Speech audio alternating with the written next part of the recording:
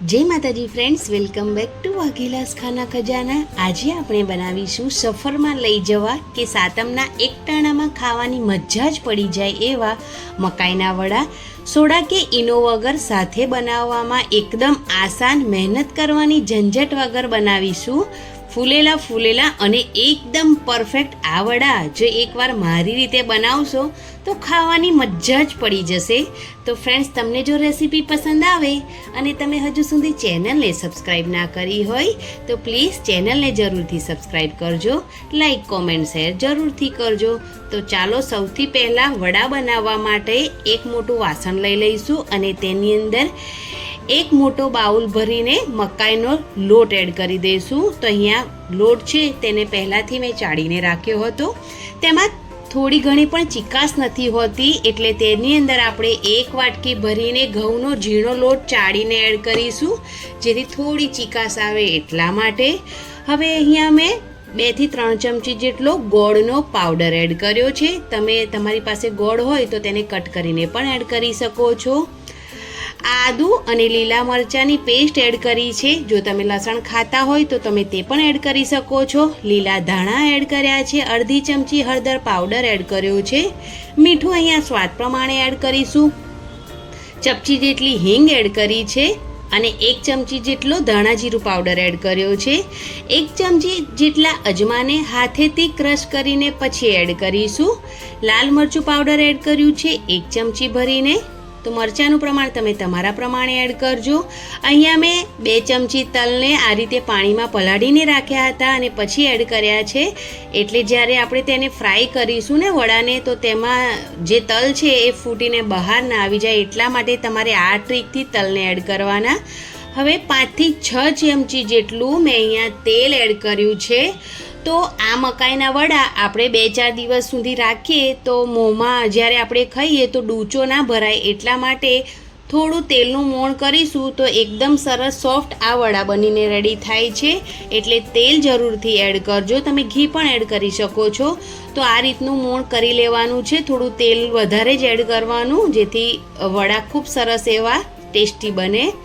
હવે અહીંયા મેં એકદમ સરસ ખાટી છાશનો ઉપયોગ કર્યો છે લોટ બાંધવા માટે, પણ જો તમારી પાસે ખાટી છાશ ના હોય તો તમે ખાટા દહીંનો ઉપયોગ પણ કરી શકો છો, અથવા તો તમે લીંબુનો રસનો ઉપયોગ પણ કરી શકો છો જો તમારી પાસે છાશ કે દહીં ના હોય તો। પણ જો તમે સફર માટે કે સાતમ માટે વડા બનાવતા હોય ને તો ચોક્કસથી દહીં અથવા છાશમાં જ લોટ બાંધવાનો, બિલકુલ પાણીનો ઉપયોગ નહીં કરવાનો। અને જે આપણે આ લોટ બાંધીએ છીએ એ તો ના વધારે કડક કે ના વધારે ઢીલો, એ રીતનો એકદમ મીડિયમ લોટ બાંધીને આપણે રેડી કરવાનો છે। તો લોટ બંધાઈને રેડી થઈ ગયો છે।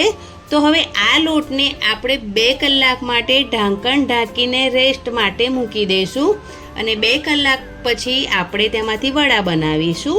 તો ફ્રેન્ડ્સ, અહીંયા 2 કલાક જેટલો ટાઈમ થઈ ગયો છે અને હવે તેમાંથી જે આપણે લોટ બાંધીને રેસ્ટ માટે મૂક્યો તો તેમાંથી આપણે થોડું પોષણ લઈશું અને આ રીતે હાથની મદદથી એકદમ નાના વડા બનાવીને રેડી કરીશું। તો વડા તમે તમારા પ્રમાણે જાડા પાતળા બનાવી શકો છો। હું અહીંયા મીડિયમ થિકનેસવાળા વડા બનાવીને રેડી કરીશ। તો તમે જોઈ શકો છો કે આ રીતના આપણે બધા જ વડા બનાવીને રેડી કરી લેવાના છે, અથવા તો તમે એક સાઈડ પર થોડા વડા ફ્રાય કરો ત્યારે બીજા વડા બનાવીને પણ રેડી કરી શકો છો। તો આ જ રીતથી બધા જ વડા આપણે પહેલાં બનાવીને રેડી કરી લઈશું। તો વડા રેડી છે। તો હવે તેલ ગરમ કર્યું છે મેં, તેલ પહેલાં મીડિયમ ગરમ કર્યું છે, એકદમ વધારે ગરમ નથી કર્યું, મીડિયમ તેલ ગરમ થાય એટલે થોડા કરીને વડા એડ કરીશું।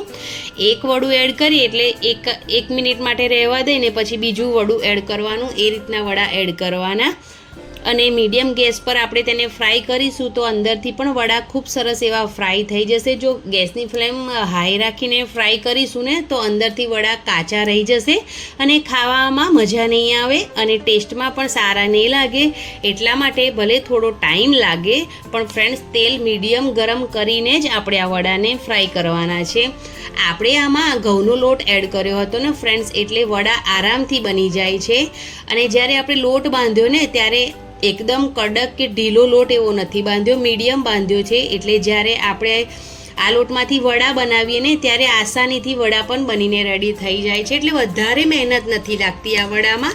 તમે આરામથી માત્ર 5 મિનિટમાં આ વડાને બનાવી શકો છો, લોટ પહેલાંથી બાંધી રાખો તો. તો આ રીતે આપણે જેટલા કઢાઈમાં વડા આવે એટલા કઢાઈમાં વડા એડ કરી દીધા છે. હવે તેને ઉલટ પુલટ કરીને બંને સાઈડથી ઉપરથી એકદમ ક્રિસ્પી થાય ત્યાં સુધી ફ્રાય કરવાના છે.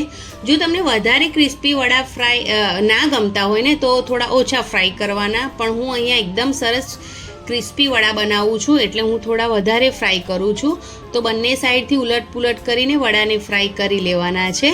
તો તમે જોઈ શકો છો કે ખૂબ સરસ એવો કલર પણ આવી ગયો છે અને વડા ફ્રાય પણ થઈ ગયા છે. આપણે મીડિયમ ગેસ પર વડાને ફ્રાય કર્યા છે એટલે થોડો ટાઈમ લાગ્યો છે. તો હવે તેને આપણે તેલમાંથી બહાર કાઢી લઈએ અને જે બાકીના વડા આપણે બનાવીને રેડી કર્યા છે તેને પણ આ જ પ્રોસેસથી આપણે ફ્રાય કરી લેવાના છે. તો તમે જોઈ શકો છો કે તલ પણ બહાર નથી આવ્યા, જે આપણે ટ્રીકનો ઇસ્તેમાલ કર્યો હતો ને તેના લીધે. તો તમારે પણ જ્યારે તમે વડાનો લોટ બાંધો ને એના પહેલાં તમારે તલને પાણીમાં પલાળીને રાખી લેવાના, એટલે તલ જ્યારે તમે આ વડાને ફ્રાય કરો તો બિલકુલ બહાર નહીં આવે. તમે કોઈ પણ વસ્તુમાં જ્યારે તલ એડ કરો ને ત્યારે આ જ રીતથી કરજો. તો અહીંયા વડા બનીને રેડી છે ફ્રેન્ડ્સ. તમે સફરમાં પણ લઈ જઈ શકો છો. 4 થી 5 દિવસ આ વડાને કશું જ નથી થતું, બગડતા પણ નથી. તો તમને જો રેસીપી પસંદ આવી હોય તો પ્લીઝ ચેનલને જરૂરથી સબસ્ક્રાઈબ કરજો, લાઈક, કોમેન્ટ અને શેર જરૂરથી કરજો અને મને સપોર્ટ કરવાનું બિલકુલ ના ભૂલતા friends. Thank you. Bye bye.